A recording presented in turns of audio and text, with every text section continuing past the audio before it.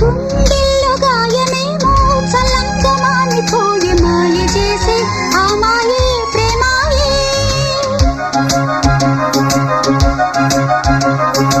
ఎంత గాయమైన గానీ నానే నీకేమి కాదు, పువ్వు సోకి నీ సోకు కందేనే. వెలికి రాని వెర్రి ప్రేమ కన్నీటి ధారలోన కరుగుతున్నది. నాదు శోకమోపలేక నీ గుండె బాధపడితే తాళనన్నది.